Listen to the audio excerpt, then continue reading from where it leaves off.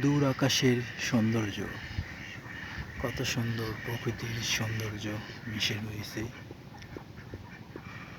দেখেন, খুব সুন্দর প্রকৃতির।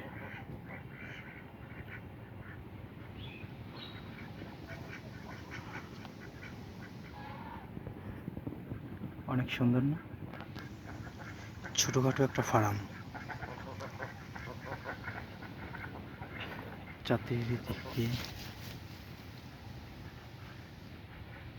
দেখেন, অনেক সুন্দর।